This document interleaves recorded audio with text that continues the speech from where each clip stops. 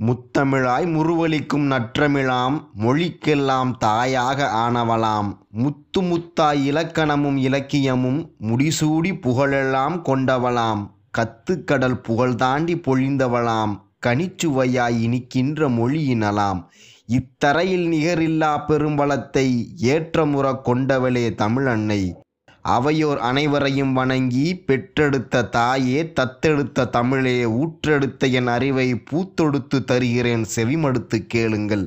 உன்னதத்தை உணர வைக்கவும் உடலையும் உள்ளத்தையும் செம்மையாக்கவும் காட்டு மராண்டையை மனிதனாக்கவும் காட்டுவாசியை அறிஞனாக்கவும் கோபம் தணிக்கவும் கொள்கை அறியவும் இன்னல் நீக்கி இன்பம் தரவும் படிக்க படிக்க உயரவும் படிக்கல்லாயிருந்து உயர்த்தவும் சோதனைகளை சாதனைகளாக்கவும் வேதனைகள் நீக்கி விவேகம் அளிக்கவும் குற்றவாளியை திருத்தவும் குற்றங்களை களையவும் மனக்கவலை நீக்கவும் மனக்குறையை போக்கவும் விஞ்ஞான வளர்ச்சிக்கும் விஞ்ஞானியின் வளர்ச்சிக்கும் எடுத்த செயல் முடிக்கவும் ஏணி போல் உயரவும் ஆற்றல் பெருகவும் அறிவு வளரவும் அறிஞர்களை அறிந்திடவும் அறிஞராக உயர்ந்திடவும் வாழ்க்கையை அழகாக்கவும் வாழ்க்கைக்கு வழிகாட்டவும் இவை அத்தனையும் ஒரே ஒருவரால் செய்ய முடியும் என்றால் அதன் பெயர்தான் புத்தகம்.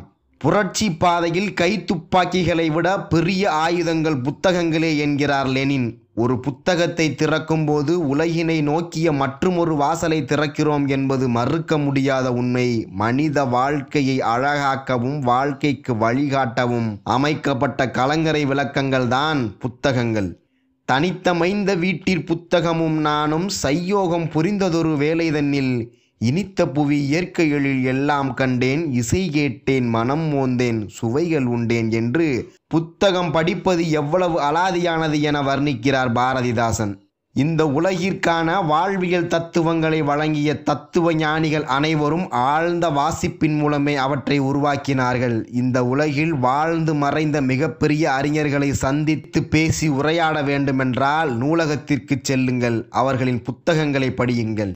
என்னை தேடி நீ வந்தால் உன்னை தேடி உலகம் வரும் என்று கூறுகிறது புத்தகம். பம்பாய்க்கு விமானத்தில் போகாமல் காரில் 3 நாட்கள் பயணம் செய்து மெனக்கட்டது ஏன் என்று கேட்டபொழுது 10 புத்தகங்கள் படிக்க வேண்டியிருந்தது, படித்து முடித்து விட்டேன் என பதிலளித்தாராம் அறிஞர் அண்ணா. அதனால்தான் அவரை அறிஞர் என்கிறோம். உங்கள் துறையில் நீங்கள் சிறந்து விளங்க வேண்டும் என்றால் உங்கள் துறை சார்ந்த புத்தகங்களை வாங்கி வைத்து படியுங்கள். ஒரு நல்ல புத்தகத்தை திறந்து படித்தால் நரகத்தின் வாசல் மூடப்படும். ஒரு புத்தகத்தை விட பொறுமையான ஆசிரியர் உலகில் வேறு யாரும் இல்லை. மனநோயையும் உடல் நோயையும் மூட நோயையும் முற்றிலுமாக விரட்ட வேண்டும் என்றால் புத்தகத்தை படியுங்கள். புத்தகங்கள் செய்யும் உதவி பெரியது அல்ல, மிக பெரியது என்கிறார் பாரதிதாசன் இந்த பாடலின் மூலம். மனிதரிலே மிக்குயர்ந்த கவிஞர் நெஞ்சின் மகாஜோதியிற் கலந்ததெனது நெஞ்சும் சனித்ததிங்கே புத்துணர்வு புத்தகங்கள் தரும் உதவி பெரிது மிக பெரிது கண்டீர் என்கிறார். உலகத்தையே தனக்குள் வைத்து கொண்டு தன்னடக்கமாக இருக்கும் புத்தகத்தை போல வாழ்வோம். புத்தகங்களால் சுவாசிப்போம், புத்தகங்களை நேசிப்போம், புத்தகங்களை வாசிப்போம். தொட்டு தொட்டு பார்த்தால் வெறும் காகிதம், தொடர்ந்து படித்தால் அது ஆயுதம். வெற்றியின் புத்தகம் அதுதான் புத்தகம். புத்தகம் படித்து வித்தகம் படைக்க சத்தியம் எடுப்போம். புத்தகங்களை பின்பற்றி அதன் கருத்துக்களில் தீப்பற்றி வாழ்க்கையை கைப்பற்றி பெறுவேன் பெருவெற்றி. அனைவருக்கும் நன்றி.